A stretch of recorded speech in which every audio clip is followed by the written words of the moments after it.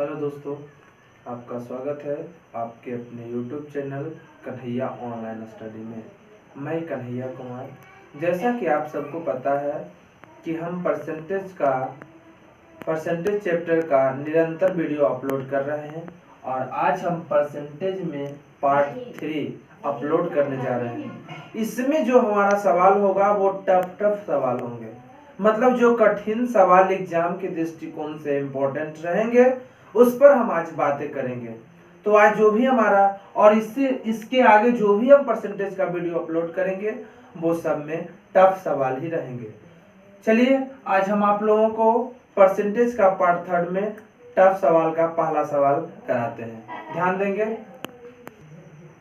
चलिए तो अब हम आपको सवाल करवाते हैं। उसमें कहता है कि एक विद्यालय में लड़कों का 10% लड़कियों की संख्या का 1/4 के बराबर है। तदनुसार उस विद्यालय में लड़कों तथा लड़कियों का अनुपात ज्ञात करना है, कि मतलब कितने अनुपात में लड़का एवं लड़कियां हैं। तो सबसे पहले इसमें आपको सोचना है कि विद्यालय में जो हमारा विद्यालय में स्टूडेंट होंगे, विद्यार्थियों होंगे, उसकी संख्या 100 होगी। क्लियर है? 100 है। लड़कों का संख्या का 10%। अब हम ध्यान देंगे कि लड़कों की संख्या का क्या है 10%, इसको छोड़ दीजिए। अब बॉय बी से हम ले लेते हैं बॉय, इसका क्या 10%। क्लियर है? लड़कियों की संख्या का 1/4 के बराबर है, तो बराबर दे देते हैं। लड़कियों की संख्या को हम जी ले लिए, गर्ल्स का 1/4 1/4 के बराबर है, कर दिए। लड़का एवं लड़कियों का अनुपात निकाल दीजिए। क्लियर है? ये परसेंटेज के लिए बटा में 100, 1 शून्य से 1 शून्य कट जाएगा। 5 दूनी 10, 2 दूना 4, अर्थात बॉय रेशियो गर्ल्स बराबर क्या हो जाएगा, मतलब यहाँ हो जाएगा, यहाँ एक लाइन और बढ़ा देते हैं, b into 1 b/5 equal to g/2 cross गुना 2b इक्वल टू 5g, अर्थात b रेशियो g क्या हो जाएगा हमारा 5/2। क्लियर है? ऐसे भी अगर बटा में हो तो बॉय का अनुपात उसके बटा वाला ही होता है, गर्ल्स का अनुपात उसके बटा वाला ही होता है। ठीक है? क्लियर है?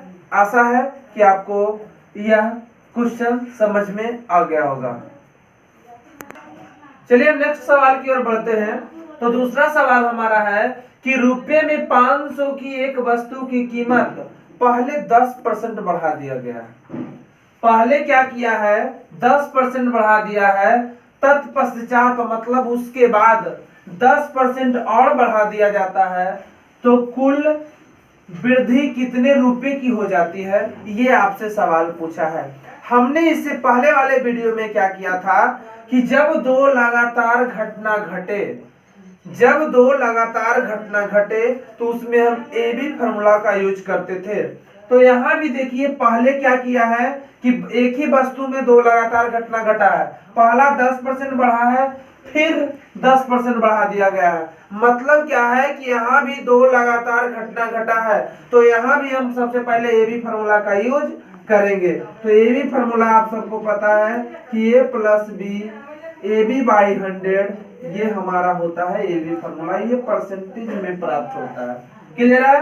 हम पहले 10% बढ़ाते हैं, तो 10% बढ़ने का मतलब प्लस होता है, घटने का मतलब माइनस होता है। यहाँ भी बढ़ा है तो प्लस, और 10 × 10/100 अर्थात 10 जोड़ 10 20 प्लस 0 से 0 कट जाएगा, मतलब 21% की क्या हो जाएगी वृद्धि। लेकिन सवाल टफ है।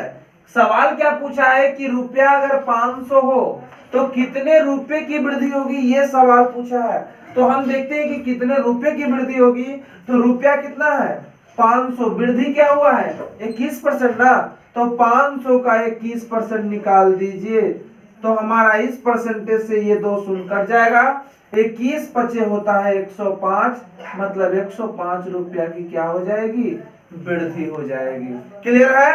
तो ये थे आपके सवाल। आज हम आपको इसमें चुनाव से संबंधित सवाल करवाएंगे कि कोई प्रत्याशी 40% मत प्राप्त किया और 600 मतों से हार गया, तो बताइए कि उस चुनाव में कितने मतदाता ने मत दिया, ये पूछा जा सकता है।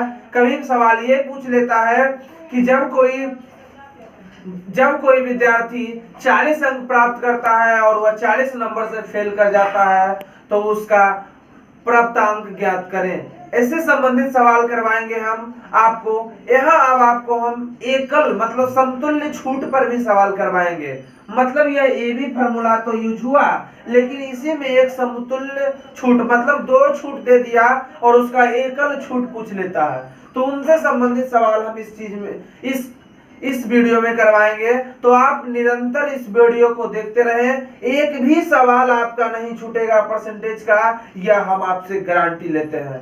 बस आप निरंतर वीडियो को देखते रहें, इसके बाद आपको कभी परसेंटेज से सवाल नहीं छूटेंगे। तो चलिए हम नेक्स्ट सवाल करवाते हैं। चलिए आपका देखिए सबसे जबरदस्त सवाल कहता है कि एक दुकानदार 1000 रुपए से अधिक का सामान लेने पर 20% छूट देने की घोषणा करता है।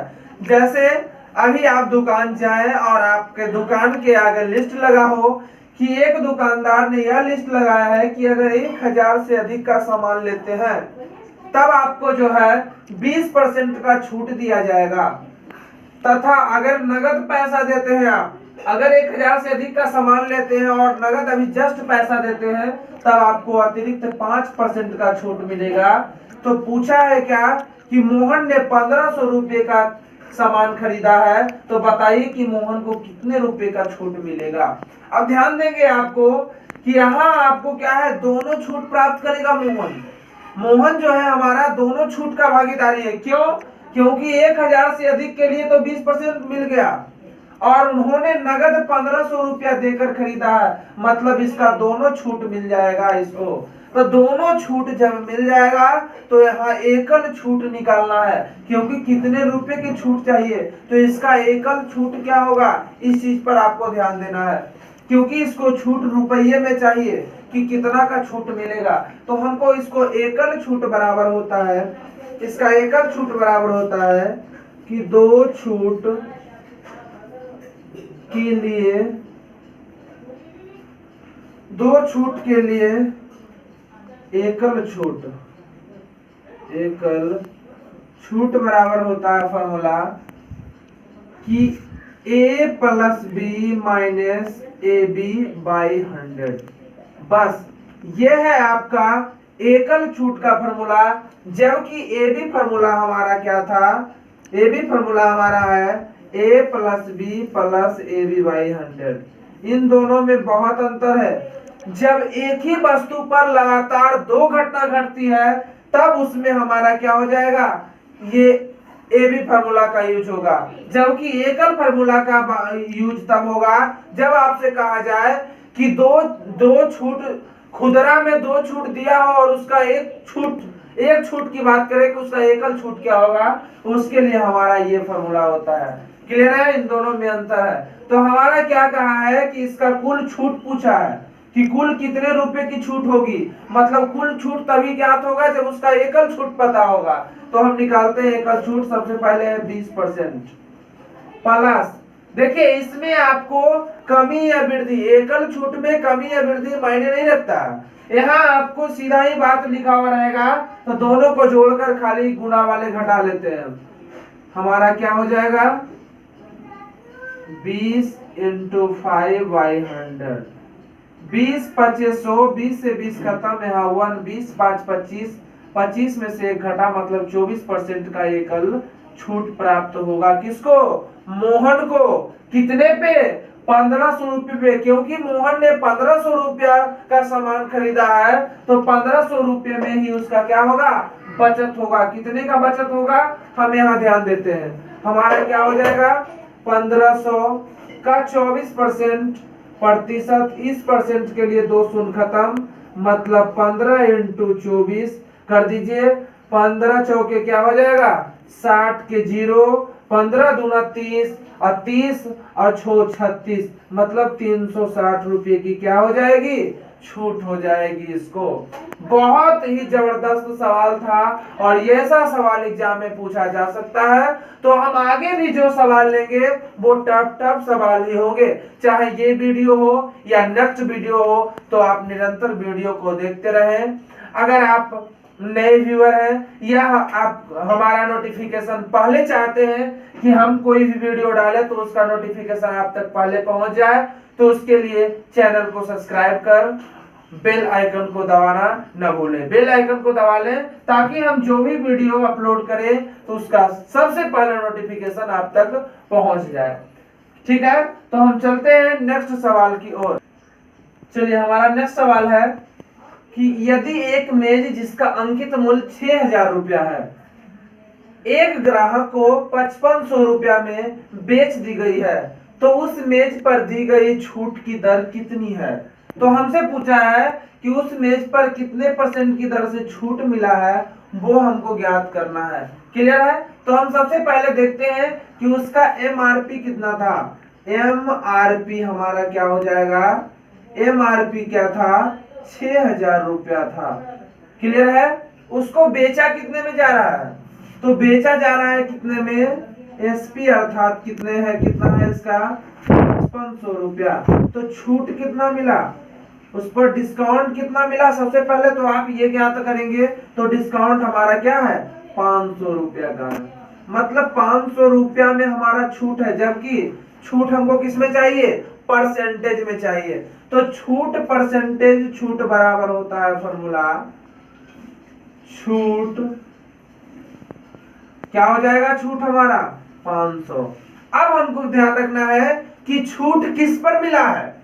आपको जो 500 रुपया छूट मिला या छूट किस पे दिया गया है, आपको यह ध्यान रखना है। क्या आपको 5500 रुपया पर छूट मिला या 6,000 रुपया पे छूट मिला? अगर 500 रुपया की छूट मिला है तो आपको 6,000 रुपया पे छूट मिला है। अगर हमको 5500 रुपया पे छूट मिलता तो उस सामान को कितना में बेचा जाता? 5,000 में बेचा जाता, जबकि कितना में बेचा गया है? 5500 रुपया में बेचा गया है। तो छूट किस पर मिला है हमको? तो 6,000 पे छूट मिला है। किस पे? अंकित मूल्य पर छूट मिला है। तो जिस पर छूट मिला है उसको हम नीचे लेंगे और प्रतिशत में बदलना है तो 100% से भाग लगा देंगे। 2 शून्य से हमारा 2 शून्य कट जाएगा। अब 12 पच्चीस 60, 6 दूना 12, 50 दूना 100, 25 दूना 50, 3 दूना 6, अर्थात 25/3, 3 8 24, 1 25, मतलब 8.1/3% की क्या हो जाएगी? छूट हो जाएगी। कब? जब किसी वस्तु का अंकित मूल्य 6,000 है और उसे 5500 रुपया में बेचेंगे। आपको हमेशा ध्यान रखना है, यही लड़का कंफ्यूजन करता है कि 5500 नीचे आएगा या 6,000। गलती आपसे यही होती है। तो हमको ध्यान दे रहा है कि कहाँ क्या होगा। तो हमको छूट किस पर मिला है? तो छूट हमको अंकित मूल्य पर मिला है ना। अगर छूट हमको 5500 रुपया में मिलता तब हम उस वस्तु को कितना में बेचते? 5,000 रुपया में बेचते, लेकिन हम उस वस्तु को कितना में बेचे हैं? 5500 रुपया में बेचे हैं। तब हमको छूट किस पे मिला है? 6,000 पे मिला है, इसलिए 6,000 रहेंगे नीचे। इस चीज को आप ध्यान देंगे। गलतियां यही होती है, बनाते तो सभी है, गलतियां यही होती है और जो गलती करते हैं वो ऑप्शन में दिया रहता है। क्लियर है? तो आपको यहाँ सोचना है कि किस पर छूट मिला है, ये आपको मायने रखता है। ठीक है, क्लियर है? तो हम देख लिए किस पर छूट मिलता है। अब हम आपसे चुनाव से संबंधित सवाल पर डिस्कस करते हैं। ठीक है, तो आप सबसे पहले इसको आप देख लीजिए, समझ में आता है स्क्रीनशॉट कर लीजिए। क्लियर है? चलिए, हमारा नेक्स्ट सवाल है कि एक चुनाव में 2 प्रत्याशी में से एक प्रत्याशी को 40% मत मिले हैं और वह 100 मतों से हार जाता है। अब सोच लीजिए कि 2 प्रत्याशी था, उसमें से एक को मिला 40% मत मिल गया है। तो बताइए कि दूसरे प्रत्याशी को कितना % मत मिला होगा। सबसे पहले तो आपको ये सोचना है। अब सोचिए जरा कि एक को मिला 40% मत, तो दूसरे को कितना मिला होगा? 60%। तो जो 60% मत मिला, तो इसमें दोनों का अंतर कितना है? 20% का अंतर है। लेकिन वोट में अंतर कितना है? 100 वोट से ही तो हारा है। मतलब क्या है हमारा कि वोटों में अंतर 100 मत का है, तो इसलिए पूछा है क्या। तो हमारा क्या हो जाएगा कि 60 मत मतलब जीतने वाला माइनस हारने वाला इक्वल टू 100 मत हो जाएंगे। क्या ध्यान से जरा, हमने क्या कहा कि जो प्रत्याशी हारा है वो 40% मत लाया था, मतलब जो जीता होगा वो 60% मत लाया होगा। तो जो हारा है वो 100 वोट से मात्र हारा है, मतलब परसेंटेज में दोनों प्रत्याशी के बीच 20% का अंतर हुआ और दोनों में वोटों की संख्याओं का अंतर 100 है, इसलिए हमारा क्या हो जाएगा 60% माइनस 40% इक्वल टू 100 मत। तो आप इसका कोई भी प्रत्याशी, कोई भी मतदाता हो, कोई भी वोटिंग हो, उसमें 100% मत दिया जाता है, चाहे वह मत 5 वोट ही क्यों ना पड़ा हो, 5 भी अपने आप में 100% होता है। क्लियर है। तो 20% बराबर हमारा क्या हो जाएगा 100 वोट, इसलिए 100% निकाल दीजिए। तो 1% निकालेंगे तो 100/20, तो 100% हमारा क्या हो जाएगा 100/20 इंटू 100।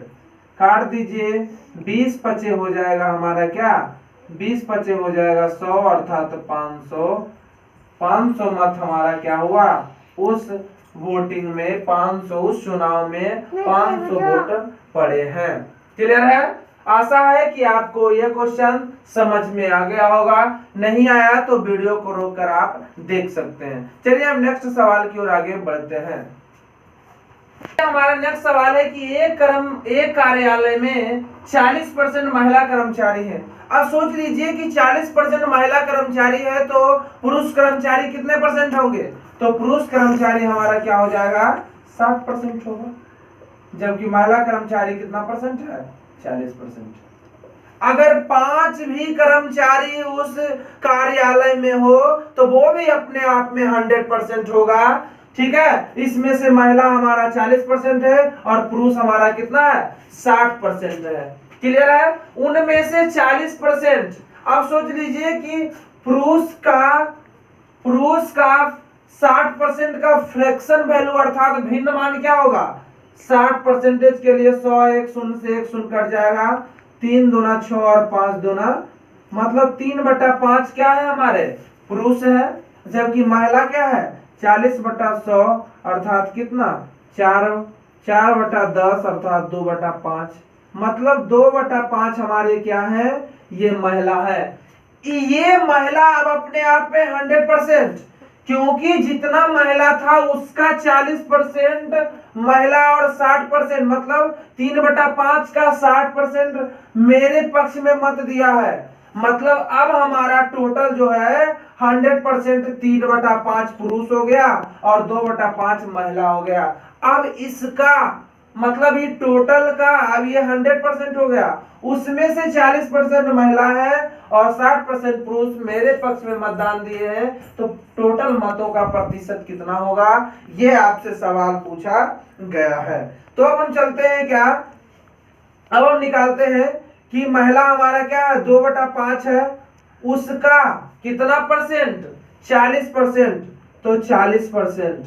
ठीक है, प्लस क्योंकि हमारा दोनों का मत क्या किया है ऐड किया था ना, कितना प्रतिशत मत प्राप्त हुआ, उसके बाद हमारा क्या हो जाएगा 3/5 पुरुष था, उसका कितना परसेंट 60% मत क्या किया गया है प्राप्त किया गया है। तो प्रतिशत निकालना है, तो ये तो हमारा हो गया मत, अब इसका प्रतिशत निकालेंगे तो 100% से आप कर दीजिए गुना, ये आपका सवाल बन गया। अब देखिए इसको हल करते हैं।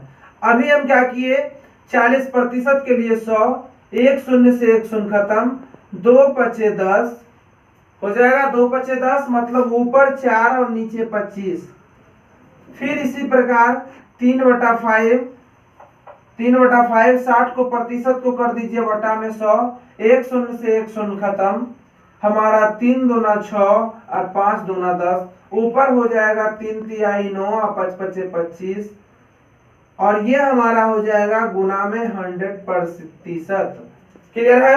अब हम कर देते हैं 9 और 4 13/25 क्योंकि 25 एलसीएम लेंगे तो 25 ही रहेगा, गुना में 100, 25 चौका हो जाएगा 100, 13 चौके 52, अर्थात 52% मत जो हुआ मेरे पक्ष में वोटिंग किया गया। क्लियर है? आशा है कि आपको यह क्वेश्चन समझ में आ गया होगा, नहीं तो आप रोक कर देख लें क्योंकि वीडियो काफी लंबा हो जाएगा।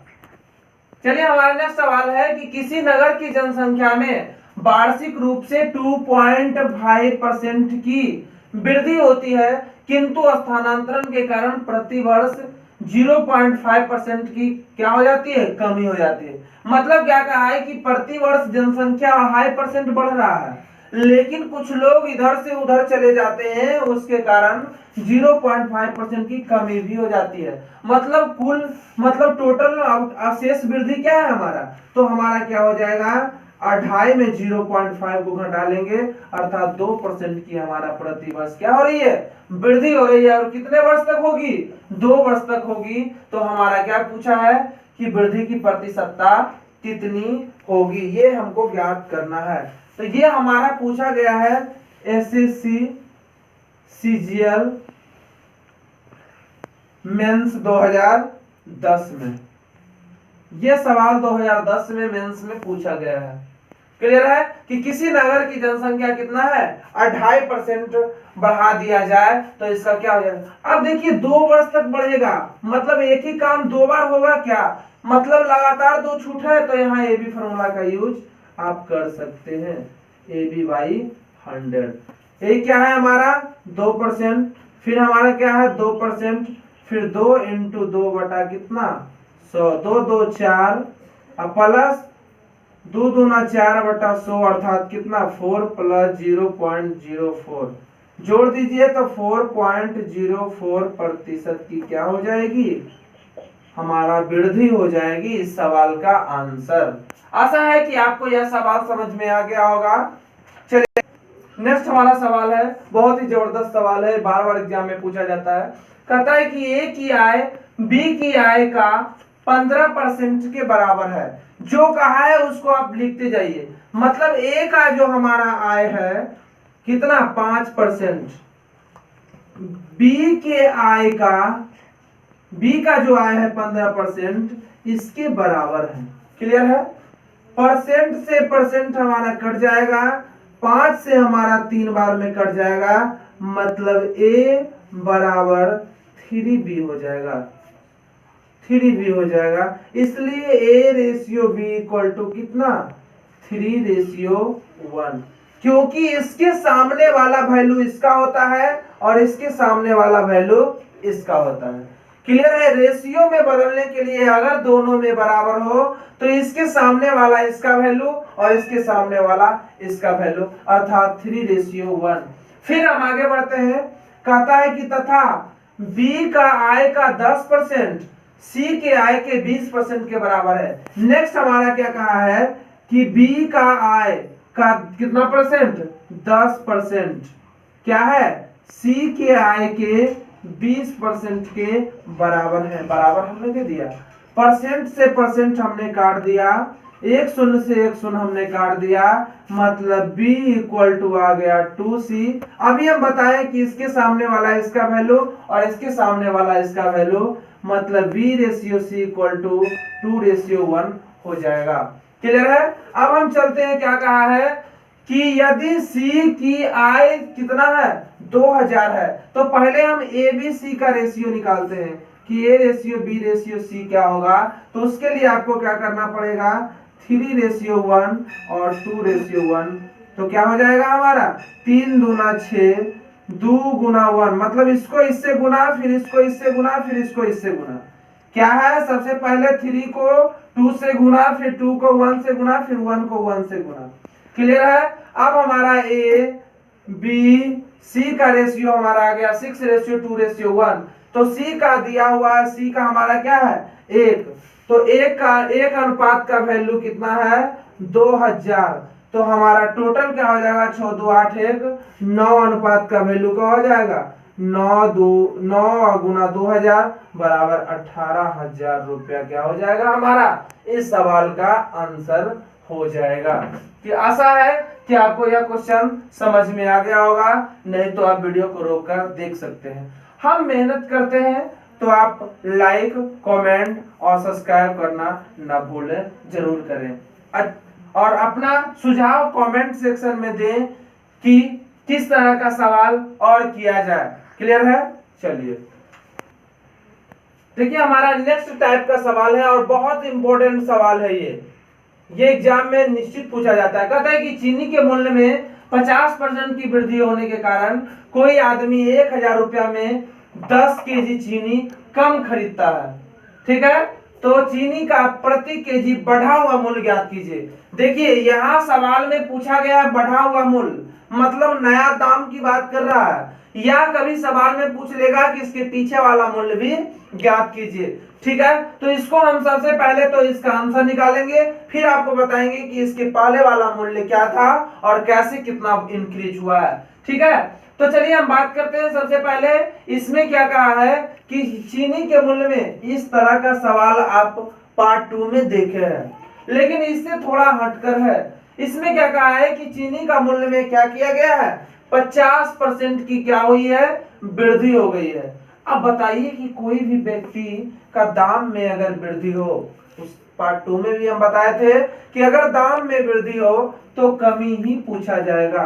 देख लीजिए, तो आपको क्या है, इतना कम, जैसे ही दाम बढ़ेगा आपको सामान कम खरीदेंगे, दाम कमेगा सामान अधिक खरीदेंगे, तब जब आपको खर्च को अप्रभावित रखना हो तब। अब हम चलते हैं कि चीनी के मूल्य में 50% की वृद्धि हो गई है, तो कोई आदमी 1000 रुपए में कितना कम चीनी खरीदता है, तो हम नया दाम निकालते हैं कि नया दाम क्या हो जाएगा।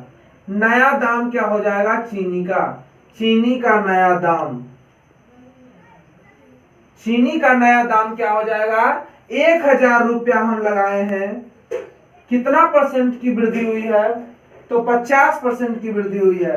क्लियर है, तो 50%, और कितना कम चीनी खरीदे हैं उससे हम भाग लगाएंगे, तो नया दाम हमको पता चल जाएगा।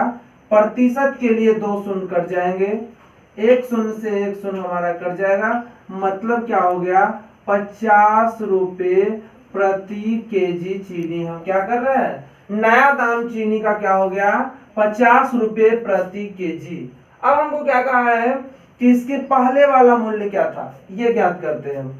पहले चीनी का मूल्य क्या था, तो पहले वाला दाम निकालने के लिए हम क्या करेंगे, कुछ भी नहीं करेंगे, कि जो हमारा निकला है 50 रुपए केजी, इसको हम क्या करेंगे कि 50% की वृद्धि हुई है, तो 50% की वृद्धि का मतलब क्या होता है, 50/100 मतलब 1/2। क्लियर है, लेकिन हमको पहले वाला मूल्य चाहिए, तो क्या करेंगे, पहले वाला मूल्य लाने के लिए हमको क्या करना पड़ेगा, आगे से कहां जाएंगे, हम पीछे जाएंगे।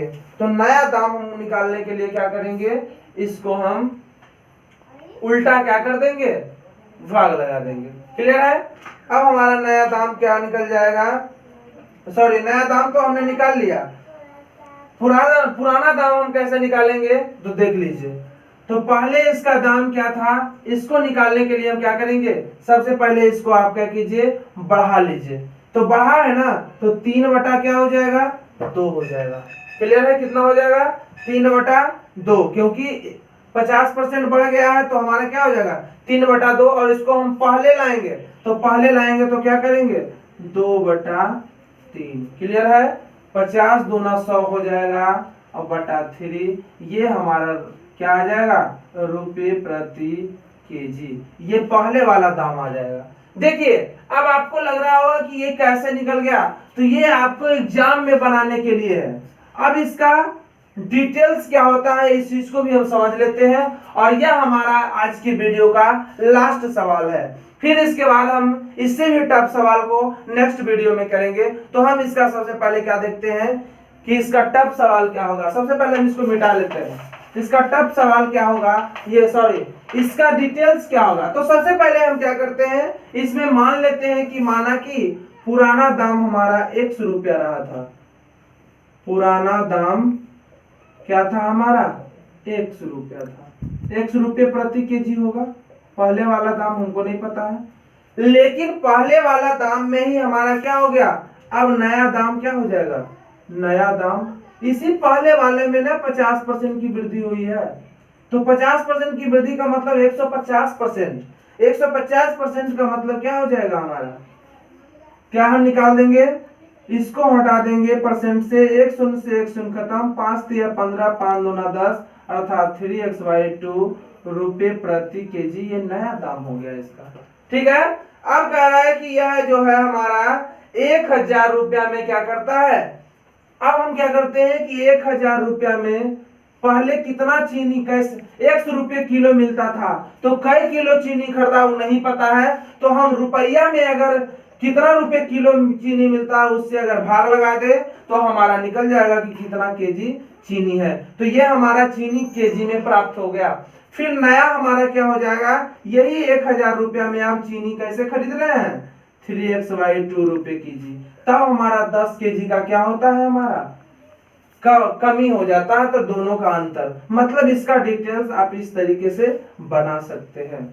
आशा है कि आपका यह वीडियो अच्छा लगा होगा, तो लाइक शेयर कमेंट करना न भूलें। धन्यवाद। जय हिंद।